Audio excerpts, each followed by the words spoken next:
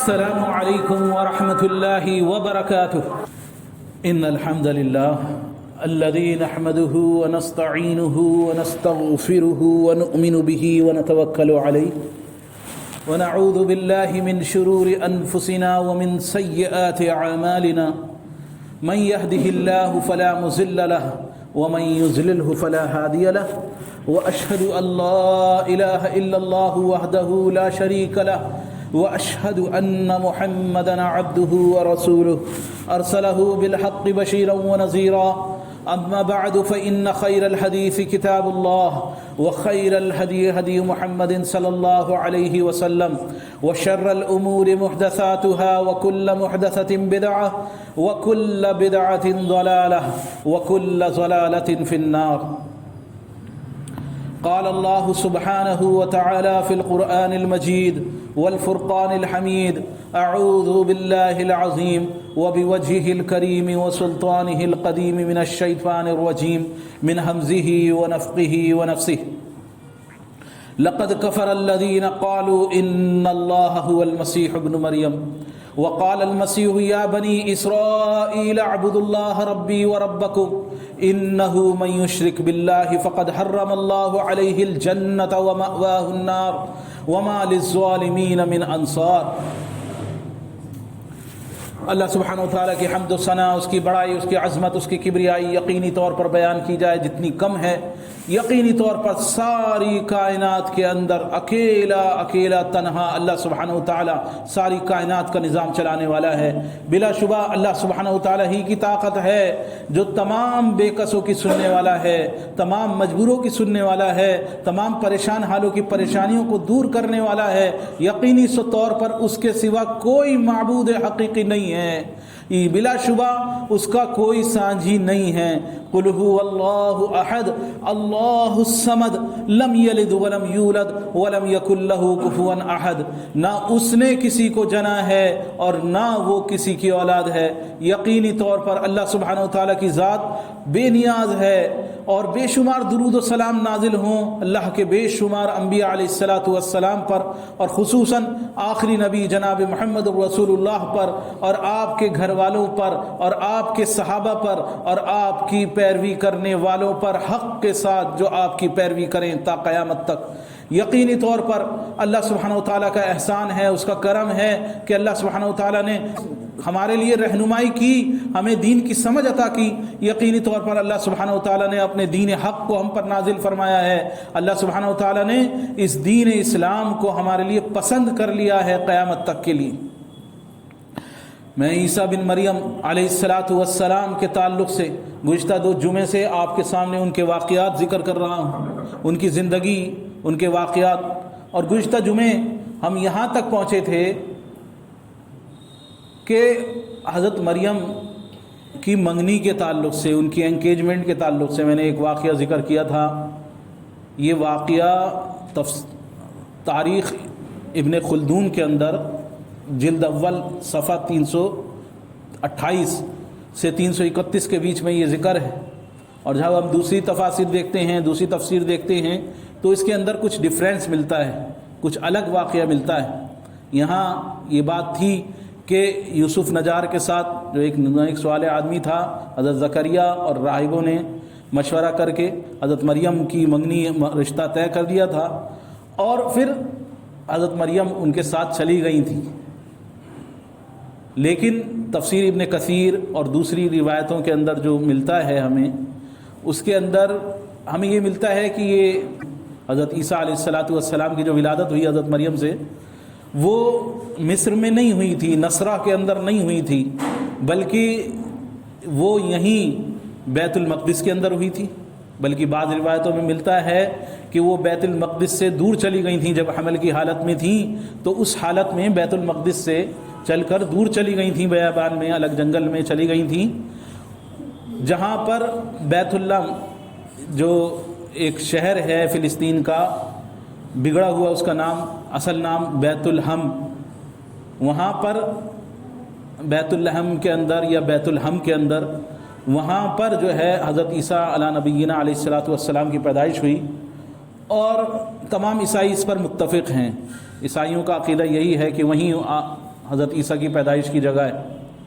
بہرحال یہ پیدائش کے الگ الگ مواقع ہیں، بلکہ آپ کی پیدائش کے اندر بھی حضرت مریم کے حمل کے اندر بھی اختلاف ہے، الگ الگ اقوالات ہیں۔ بعض کہتے ہیں کہ حضرت مریم کو 9 مہینے کا پورا حمل ہوا تھا، بعض کہتے ہیں 8 مہینے کا ہوا تھا۔ اور حضرت عبداللہ ابن عباس رضی اللہ تعالیٰ وہ فرماتے ہیں کہ بس فحملتہ، اس الفاظ سے انہوں نے استدلال کیا، شاید اس الفاظ سے استدلال کیا۔ وہ کہتے ہیں کہ بس فوراً ہی ہو گیا، ادھر فرشتے نے پھونک ماری اور ادھر حمل ہو گیا اور ادھر ولادت ہو گئی، فوراً سب کچھ معاملہ چٹپٹ ہو گیا، 9 مہینے کا حمل نہیں ہوا بلکہ فوراً ہو گیا۔ لیکن امام ابن کثیر نے اس کے تعلق سے اس کا رد ذکر کیا ہے کہ اللہ سبحانہ وتعالیٰ نے بہت سے مقامات پر یہ فا کا لفظ یعنی فوراً اس چیز کے ہو جانے کا ذکر کیا ہے۔ زمین و آسمان کے پیدائش کے تعلق سے بھی جہاں اللہ سبحانہ وتعالیٰ نے ذکر کیا وہاں پر بھی فا کا لفظ استعمال کیا، جہاں انسانی پیدائش کا ذکر کیا وہاں پر بھی فا کا لفظ استعمال کیا بس۔ لیکن انسانی پیدائش جو ہے مرحلے سے ہوتی ہے، کوئی فوراً سب چیزیں نہیں ہو جاتی۔ وَلَقَدْ خَلَقْنَا الْإِنسَانَ مِنْ طِينٍ، یا اللہ سبحانہ تعالیٰ نے ذکر کیا کہ اس طرح انسان کو ہم نے مٹی سے بنایا، اس کا نطفہ ٹھہرتا ہے، پھر اس کے اوپر گوشت چڑھتا ہے، تو اس میں بھی بعض جگہ جو ہے فا کا لفظ استعمال ہے۔ تو انہوں نے اس انداز سے اس کا رد کیا کہ اس سے یہ نہیں سمجھا جا سکتا۔ بہرحال لیکن یہ سب چیزیں الگ الگ روایتیں ہمیں ملتی ہیں، اس سے اصل واقعے جو ہے وہ بدلتا نہیں ہے، یعنی حقیقی طور پر یہ نہیں ہے کہ پیدائش اصل مسئلہ نہیں ہے، مسئلہ اصل وہ عقیدہ ہے جو بنیادی طور پر جس کی مانگ ہے، جس کی ڈیمانڈ ہے کہ حضرت عیسیٰ کے بارے میں آپ کا کیا عقیدہ ہے، حضرت عیسیٰ کی دعوت کیا تھی، جو آپ نے عقیدہ بنا رکھا ہے عیسیٰ کے بارے میں، کیا وہ عقیدہ صحیح ہے؟ اصل بات بنیادی طور پر یہ ہے، پیدائش کہیں پر بھی ہوئی ہو یا پیدا ہونے کے کچھ بھی وقفہ رہا ہو، وہ اصل مسئلہ نہیں ہے۔ یہاں اختلاف ملتا ہے عمومی طور پر۔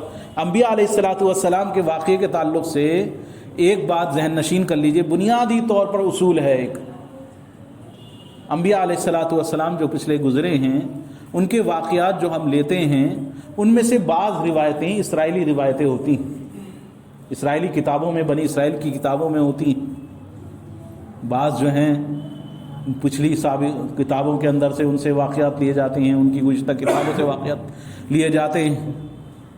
تو ان کے بارے میں اہل حق کا ایک اصول ہے کہ ان کے واقعات لینے کے تعلق سے ایک اصول طے کر رکھا ہے، کیا کہ اگر وہ واقعات جن کا ذکر احادیث میں نہیں ملتا، ہمیں حدیث رسول صلی اللہ علیہ وسلم میں جن کا ذکر نہیں ملتا، قرآن پاک میں بھی اس کی کوئی وضاحت نہیں ہے، تو وہ واقعات جو ہیں جب بھی یہ واقعات ایسے واقعات ہوں گے، ان کا ذکر ہوگا، تو ان واقعات کو واقعے کو سمجھنے کے لیے استعمال کیا جائے گا کہ حقیقی طور پر کیسے چیز ہوئی، اس چیز کو کچھ سمجھ حاصل کی جائے، اس لیے استعمال کیا جائے گا۔ لیکن اس میں شرطیں ہیں کہ اگر یہ واقعہ ویسا ہی ہے، اس کی تائید قرآن و سنت میں موجود ہے، قرآن و سنت سے ملتا ہے کہ ہاں بھائی یہ واقعہ ایسا ہوا ہوگا، قرآن و سنت سے اس کی تائید ملتی ہے، تو ہم کہیں گے سب واقعی میں سچی بات گزشتہ کتابوں میں بھی ہے، ان کی اس کتاب میں بھی ہے، اور قرآن پاک بھی یہی کہہ رہا ہے، تو یہ حدیث کے اندر بھی ہے، یہ بات سچی ہے۔ لیکن کچھ واقعات ایسے ہیں جو بالکل پلٹ، قرآن کچھ کہہ رہا ہے، حدیث رسول کچھ کہہ رہی ہے، اور ان کی کتابوں میں کچھ لکھا ہوا ہے، بالکل الٹا، الٹی گنگا۔ ہم کیا کہیں گے؟ نہیں، جھوٹ ہے، بالکل بدل دیا گیا ہے، تحریف کر دی گئی ہے اس کے اندر۔ کیوں؟ قرآن کو نہیں بدل سکتے، قرآن تو ویسا کا ویسا لفظ زبان سے زبان چلا آ رہا ہے، قرآن اللہ نے اس کی حفاظت کا ذمہ لے لیا ہے، قرآن کلام اللہ ہے، اور باقی کتابیں جو آسمان سے نازل ہوئی وہ کتاب اللہ ہے۔ قرآن اس کے اندر کوئی رد و بدل نہیں ہو سکتی، تو قرآن جیسا کہہ رہا ہے یا حدیث رسول میں ہمیں جس کی وضاحت ملتی ہے اور اس کے خلاف کوئی بات ہوگی ہم اس کا انکار کر دیں گے، نہیں بھائی جھوٹ۔ لیکن کچھ باتیں ایسی ہیں، کچھ تاریخی واقعات ہوں، کچھ جگہ کے تعلق سے ہوں، سن کے تعلق سے ہوں، عمر کے تعلق سے ہوں، یا کچھ ایسا واقعہ ہو جو آگے پیچھے ہونے کا جس کی ترتیب کے اندر ہو، تو ان واقعات کے بارے میں ایک چیز استعمال کی جاتی ہے، لا نصدق ولا نکذب، نہ تو ہم یہ کہیں گے کہ یہ جھوٹ ہے بھائی، کیوں؟ ہو سکتا ہے سچ ہو، نہ ہم یہ کہیں گے کہ یہ سچ ہے، ہو سکتا ہے جھوٹ ہو. تو اس لیے لا نصدق ولا نکذب یہ اصول اس کے لیے استعمال ہوتا ہے. تو ان واقعات کے اندر الگ الگ مل سکتا ہے. کوئی یہ پڑھے تو کہے گا کہ آپ نے ایسا واقعہ ہم نے تو تفسیر میں نہیں پڑھا، آپ نے ایسا واقعہ اس طرح بیان کیا اور ہمیں نہیں ملا. تو یہ الگ الگ تفسیروں کے اندر مختلف مفسرین نے الگ الگ ذکر کیا ہے. میں اس واقعے کو سمجھانا میرا مقصد تھا کہ ان کی شریعت میں اس طرح گنجائش تھی. اگر یہ اس طرح نہیں ہوا تو پھر اسی طرح کہ وہ وہیں پر تھیں، اسی حالت میں تھیں اور انگیجمنٹ نہیں ہوئی تھی، رشتہ طے نہیں ہوا تھا. ہاں یوسف نجار نے آن کے حضرت مریم سے سوال کیا تھا کہ ہاں میں جو ہے وہ نیک آدمی تھا. اس نے آن کے حضرت مریم سے سوال کیا کہ مریم یہ کیا میری بات سمجھ میں نہیں آتی، جو تمہارے یہاں یہ جو بچہ ہے اس کی بات میری سمجھ میں نہیں آتی کہ بھلا بتاؤ ایک کھیت بنا دانے کے کبھی کھیت اگتا ہے؟ بنا بیج کے کوئی پیڑ اگتا ہے؟ بنا بیج کے پیڑ اور بنا دانے کے کھیت اور بنا باپ کے اولاد کیسے ہو سکتی؟ تو حضرت مریم علیہ نبینا علیہ السلام نے فرمایا، آپ فرماتی ہیں کہ اللہ تبارک تعالیٰ نے جو سب سے پہلا پیڑ اگایا، سب سے پہلا شجر، سب سے پہلا جو درخت اگایا ہے اس کے لیے کوئی بیج لگا نہیں. بنا بیج کے اللہ سبحانہ تعالیٰ نے سب سے پہلا درخت اگایا تھا. جب کوئی بیج نہیں تھا تب اللہ تعالیٰ نے درخت اگایا، اور جب کوئی دانہ نہیں تھا تب اللہ تعالیٰ نے سب سے پہلا کھیت اگایا. اور جب کوئی باپ نہیں تھا، ہمارے باپ حضرت آدم علیہ الصلاۃ والسلام، نہ ان کی ماں تھی نہ باپ تھے، نہ ان کی ماں تھی نہ ان کے باپ تھے، لیکن اللہ سبحانہ تعالیٰ نے ان کو پیدا کیا. اس پر وہ ایمان لایا، اس نے قبول کیا، اس نے دل کو اس بات کو تسلیم کیا اور وہ سجدہ ریز ہوا. ان کے ہاں سجدہ تعظیمی تھا. ہماری شریعت میں اجازت نہیں ہے، آپ نے فرمایا کسی کو اجازت نہیں ہے کسی بشر کے آگے سجدہ کرنے کی. اگر میں اجازت دیتا تو شوہر کے آگے بیوی کو سجدہ کرنے کا حکم دیتا، ورنہ کسی کو اجازت نہیں ہے. لیکن افسوس ہمارے معاشرے کے اندر ایسے بہت کچھ مل جائیں گے. پیر صاحب کے آگے تعظیم کا سجدہ چلتا ہے، قبر میں تعظیم کا سجدہ چلتا ہے، بہت کچھ ہوتا ہے. تو تعظیم کا سجدہ جیسی کوئی چیز ہے ہی نہیں. سجدے کو سرے سے ہی اس شریعت میں حرام قرار دے دیا گیا ہے. کسی کے آگے سجدہ نہیں ہوگا، اللہ سبحانہ تعالیٰ کے آگے کسی کے آگے نہیں جھکا جائے گا. بعد میں اس پر تہمتیں لگیں، اس کا ذکر انشاءاللہ آئندہ کروں گا. لیکن ایک واقعہ خصوصی طور پر جب یہ دعوت چلی حضرت عیسیٰ بن مریم علیہ الصلاۃ والسلام کی اور انہوں نے دعوتیں دینی شروع کری، تو ایک معنی تو میں نے مسیح کے آپ کے سامنے بیان کیے تھے، جس کے ہاتھ لگانے سے بیمار چنگا ہو جائے، ٹھیک ہو جائے. اندھے مادر ذات اندھے کو جو ماں کے پیٹ سے اندھا پیدا ہوا ہو اس کے اوپر ہاتھ لگاتے تھے اور باذن اللہ کے حکم سے وہ ٹھیک ہو جاتا تھا. کوڑی کے ہاتھ لگاتے تھے، وہ کوڑی ٹھیک ہو جاتا تھا، مردہ زندہ ہو جاتا تھا. تو ہاتھ لگانے سے ٹھیک ہو جائے، مسیح کے ایک معنی تو یہ. دوسرے مسیح کے معنی سیاحت کرنے والا، بہت زیادہ پھرنے والا. ان کی دعوت جو تھی وہ چل پھر کے دعوت تھی، کوئی گھر نہیں بنایا تھا، بلکہ لگاتار بستیوں میں، گاؤں میں، شہروں میں لگاتار چلتے رہتے تھے وہ. اور جہاں رات ہو جاتی تھی بس وہاں ٹھہر جاتے تھے. اور ہاتھوں ہاتھ جب وہاں کے بیماروں کو، وہ معجزات ان کے پاس تھے، جب وہاں کے بیمار ٹھیک ہو رہے ہیں تو لوگ ہاتھوں ہاتھ لیتے تھے، چلو بھائی آ جاؤ ہمارے گھر میں ہی رہ جاؤ. جب پتہ چلتا تھا علاقے کے اندر ایسا آدمی آیا ہوا ہے، فوراً آ جاتے تھے اور وہاں وہ دعوت دیتے، توحید کی دعوت دیتے. یہود ان کا یہ نصارہ کا تو یہ عقیدہ ہے، نصرانیوں کا تو یہ عقیدہ ہے کہ ان کو اللہ سبحانہ تعالیٰ ہی بنا دیا. اللہ سبحانہ تعالیٰ نے قرآن پاک میں ذکر کیا، لقد کفر الذین قالوا ان اللہ هو المسیح ابن مریم. تو یہ جو نافرمان ہیں، نہ اللہ کو نہیں ماننے والے ہیں حقیقی طور پر، تو انہوں نے جوڑ دیا اللہ کی ذات کے ساتھ مسیح بن مریم کو، حضرت مسیح بن مریم، عیسیٰ بن مریم کو، کہ انہوں نے کہا کہ یہ مسیح جو ہے وہی ہے جو اللہ ہے. جیسے ہمارے یہاں اللہ کے رسول صلی اللہ علیہ وسلم کی ذات کو جوڑ دیا، پہنچایا تو اونچا پہنچایا، تو جا کے اللہ سبحانہ تعالیٰ سے لے جا کے جوڑ دیا. تو انہوں نے بھی جوڑا.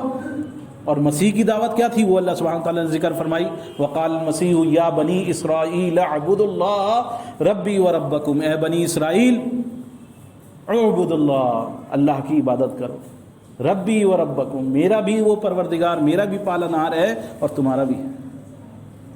یا بنی اسرائیل اعبدوا اللہ ربی و ربکم انہ من یشرک باللہ، جس نے بھی اللہ کے ساتھ کوئی سانجی ٹھہرایا، اس کے ساتھ شریک کرا، فقد حرم اللہ علیہ الجنہ، تو اس نے حرام کر لیا ہے اپنے پر جنت کو، ومأواہ النار، اس کا ٹھکانہ جہنم ہے، وما للظالمین من انصار، تو ایسے ظالم کا کوئی مددگار نہیں ہونے والا، ظالموں کا کوئی مدد کرنے والا نہیں ہو جائے گا۔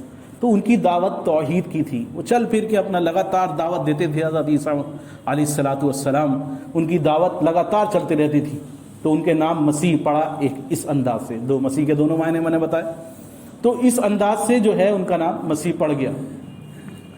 اب جب وہ راہبوں کی اور ان کی جو پیر فقیر جو چلتے تھے، اور بہت کچھ چلتا تھا، انہوں نے اپنا رنگیلیوں کے لیے طرح طرح دین کی شکل بگاڑ رکھی تھی، یہود نے اپنی شکل پوری دین کی، جو اصل دین تھا آسمانی دین، اس کی شکل پوری بگاڑ رکھی تھی، اور اپنے فائدے کے لیے لوگوں کو بیوقوف بنا رہے تھے، سب چلتا تھا، اصل دین تک پہنچنے نہیں دیتے تھے، لوگوں کو سمجھنے نہیں دیتے تھے۔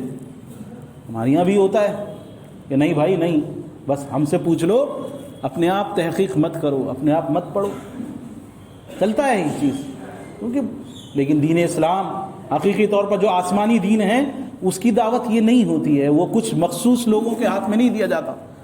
وہاں ایسا نہیں ہے کہ تم مر گئے تو جب تک پنڈے کو نہیں دو گے تب تک تم بخشے نہیں جاؤ گے۔ ہاں غیروں میں ہیں کہ تمہیں دینا ہی پڑے گا، اس کو پنڈے کو بلانا ہی پڑے گا، وہ جب پنڈا آئے گا تب تمہارے مردے کو بخشوائے گا۔ تمہیں کچھ کام کرنا ہے، شادی بیاہ کرنی ہے، نہیں، وہ ہونا ضروری ہے۔ بلکہ دین اسلام نے کہا کہ ہر ایک آدمی پڑھے لکھے اور دین سیکھے۔ ایسا نہیں ہے کہ ان کو مال بھرو، ان کی جیبیں بھرو اور بس اسی سے تمہارا جو ہے کام چلے گا۔ اگر تم نے ان کو چڑھاوے نہیں چڑھائے، ان کے چڑھاوے نہیں چڑھائے تو کام نہیں چلے گا۔ لیکن ان لوگوں نے اس انداز سے دین کو سیٹ کر رکھا تھا کہ ہمیں چڑھاوے چڑھانے ہی ہیں، تمہیں دینے ہی ہیں۔ تو یہ دعوت دیتے تھے برابر لوگوں کو کہ اصل دین ہے، جو دین آسمانی دین ہے اس کی طرف آؤ، توریت کی طرف دعوت دیتے تھے برابر۔ انجیل ان پر نازل ہوئی، انجیل کی دعوت تھی، توریت کی دعوت تھی۔ اب ان کے بڑا کڑن ہوتی تھی۔ ایک موقع پر ایک راہب، ایک درویش، بلکہ ایک درویش تھا، وہ بہت مالدار تھا، اس نے بڑا لوگوں کو جمع کرا، دعوت کری لمبی چوڑی، اور دعوت کے اندر لوگوں کو جمع کرا، خوب لوگوں کو جمع کر کے اس کے اندر علماء بھی تھے اس وقت کے، شرع کے جاننے والے علماء وہ بھی تھے، درویش بھی تھے، راہب بھی تھے، حضرت عیسیٰ کو بھی بلایا۔ اب یہ اندر کھانے تو کھنس کھائے بیٹھے کہ حضرت عیسیٰ سے کسی طرح کیا کریں، ان کا کیسا علاج کریں، کیا کریں۔ تو حضرت عیسیٰ بن مریم علیہ السلام، اچھا دائی کی حالت یہ ہوتی ہے، دائی موقع جانے نہیں دیتا، کوئی دعوت کا موقع جانے نہیں دیتا، بس اسے موقع ملنا چاہیے دعوت دینے کے لیے۔ دعوت کے ایک بڑے اکابر، ان کا واقعہ ہے کہ وہ ایک ٹرین میں ان کا سفر ہوا آزادی کے بعد، تو انہوں نے دیکھا کہ وہ کچھ لوگ مشغول ہیں دنیا کے اندر لب و لہو میں، اور دین کی طرف، نماز کی ان کو فکر نہیں ہے، اللہ کے ذکر کی فکر نہیں ہے، اور اپنا سفر اسی طرح کر رہے ہیں، تو وہ فکر مند ہوئے، فکر میں رہے۔ لیکن داعی جو ہوتا ہے موقع پر چوٹ کرتا ہے، جب اس کو موقع ملتا ہے، جب لوہا گرم ہو تب، ایسا نہیں ہے کہ بس گولیاں چلا دی، شیر کو سامنے دیکھا اور گولیاں چلا دو، نہیں، نشانہ جب سامنے آ جائے تب گولی چلانی ہے تاکہ فٹ ہو جائے ایک دم جا کے، نہیں تو معاملہ اور بگڑ جائے گا۔ اگر آپ نے دعوت دے دی اور دعوت دینے کا وقت نہیں ہوا، صحیح طریقے سے آپ نے دعوت نہیں پہنچائی تو معاملہ اور بگڑ جائے گا۔ بہت سارے ہمارے ساتھی ہوتے ہیں، مسجد میں آتے ہیں ساتھی، ان سے بھڑ جاتے ہیں، کتنی چیزوں میں خود سمجھ نہیں ہوتی، پوری نالج نہیں ہوتی، اور بھڑ جائیں گے۔ اب نتیجہ کیا نکلتا ہے؟ یا تو وہ مسجد چھوڑ دیتا ہے، یا نمازی چھوڑ دیتا ہے. جہاں نیا نمازی ہے نہیں جانتا اس سے بھیڑ جائیں. کیا ہوگا؟ نہ مسجد چھوڑ دے گا بندہ، اس مسجد میں نہیں آنا، یا پھر نمازی چھوڑ دے گا میرے سلام چکر میں نہیں پڑھنا. تو نہیں، تو انتظار کیا اس کا کہ جب وہ موقع ملے تب میں اس کو دعوت دوں، تب موقع ملے تو میں دعوت دوں. یہاں تک کہ انہوں نے خود جو ہے باتوں باتوں میں اپنا جو ہے وہ اپنی باتوں میں لگے ہوئے تھے. ایک دم ان سے پوچھ لیا کہ مولانا ذرا بتائیں یہ نہرو جو ہے اس کے بارے میں آپ کا کیا خیال ہے؟ بس انہیں کیا ہو گیا کام، انہوں نے فوراً اپنی دعوت شروع کر دی. میں نے کہا کہ ہاں نہرو کیسا آدمی ہے؟ نہرو کو اللہ تبارک تعالیٰ نے 2 آنکھیں دی ہیں، 2 کان دیے ہیں، 1 زبان دی ہے. ان چیزوں کا جب صحیح استعمال ہوگا تو وہ بنانے والا جس نے دی ہے وہ اس پر انعام کرے گا، اور جب ان کا غلط استعمال ہوگا تو اس پر ان کی پکڑ ہے. اور اپنی پوری دعوت اس انداز سے، کمپلیٹ دعوت، کہاں سے شروع ہوئی تھی بات اور کہاں چلی. تو یہ داعی کا طریقہ ہوتا ہے. تو انہوں نے کیا کرا کہ جب وہ دعوت میں انہوں نے بلایا حضرت عیسیٰ بن مریم علیہ السلام کو، تو عیسیٰ بن مریم علیہ السلام نے جان بوجھ کے کھانا کھانے سے پہلے ہاتھ ہی نہیں دھوئے. کھانا کھانے سے پہلے ہاتھ نہیں دھوئے، جان بوجھ کر چھوڑ دیا کچھ جان سے.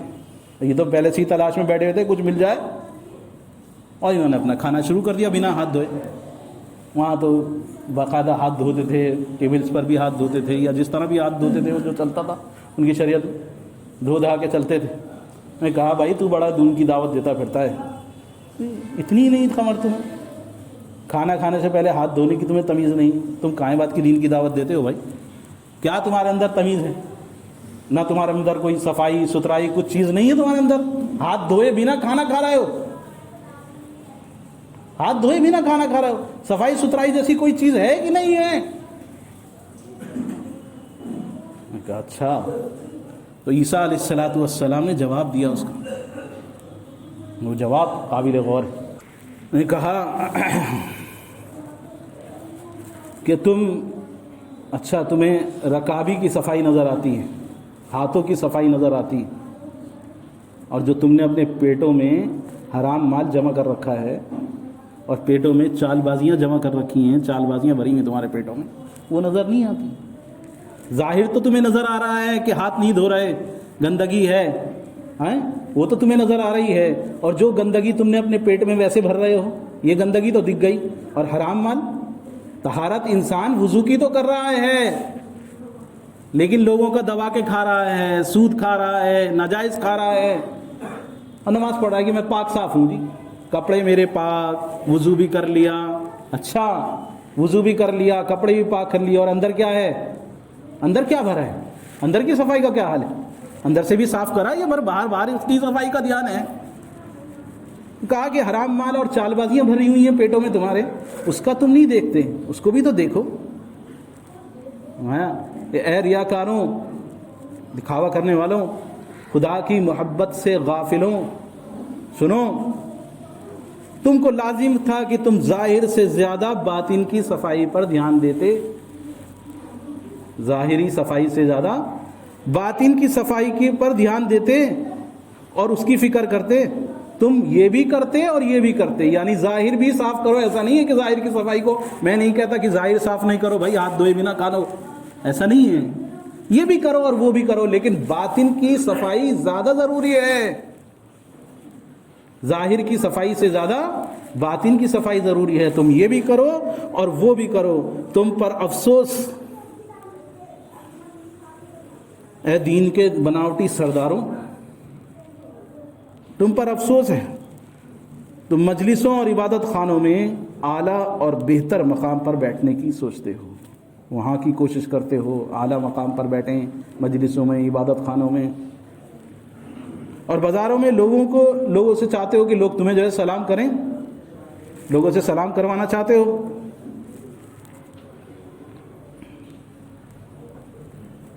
تو یہاں مجمع عام موجود تھا اور کچھ علماء بھی موجود تھے، شرع کے علماء یہود کے.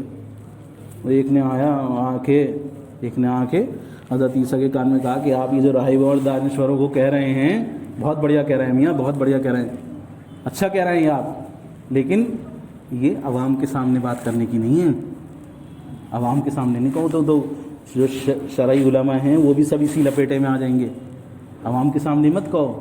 ہاں کہتے ہیں نا کہ عوام کے سامنے بھائی اس کو ہر مسئلہ نہیں بتاؤ, سب باتیں عوام کو نہیں, عوام کے سامنے کرنے کی نہیں ہے. ہر مسئلہ ان کے سامنے بیان نہیں کرنا چاہیے. ان کے سامنے نہیں کرو, لوگوں کے سامنے غلط اثر جائے گا, غلط بات جائے گی. فرمانے لگے حضرت عیسیٰ بن مریم علیہ السلام, اے شرع کے عالموں, اب وہ مخاطب ہوئے ان علماء کی طرف, اے شرع کے عالموں تم پر بھی افسوس ہے. افسوس تو تم پر بھی ہے کہ تم لوگوں پر مسئلے مسائل کا ایسا بوجھ ڈالتے ہو جن کو تم خود بھی نہیں اٹھا سکتے. ایسا کھینچتے ہو ان کو, خود عمل کرنے کو راضی نہیں ہو. لم تقولون ما لا تفعلون, خود کرنے کو راضی نہیں ہو, باتیں لمبی لمبی کرتے ہو اور کرنے کو خود تیار نہیں ہو, اور لوگوں کو اس طرح ان کو مغالطے میں ڈالتے ہو, اس طرح پھنساتے ہو کہ خود اس پر عمل کرنے کو تیار نہیں ہو. تم پر بھی افسوس ہے. بلکہ تم پر افسوس ہے کہ تمہارے باپ داداؤں نے تو انبیاء کو قتل کیا ہے, نبیوں کو قتل کیا ہے تمہارے باپ دادوں نے, تو وہ تو مجرم ٹھہرے. انبیاء کا قتل کر کے وہ تو مجرم ٹھہرے, اور تم نے ان کی قبر بنائی, تم ان کی قبریں بناتے ہو اور عوام کو مغالطہ دے کر عوام کو یہ ہدایت دیتے ہو کہ ان پر نذرانے چڑھاؤ, ان کی قبروں پر, انبیاء کی اولیاء کی قبروں پر نذرانے چڑھاؤ. اللہ کے رسول صلی اللہ علیہ وسلم کی ایک صحیح حدیث میں ہے, آپ نے فرمایا لعنت ہے یہود نصارہ پر کہ انہوں نے اپنے انبیاء کی قبروں کو مساجد بنا لیا.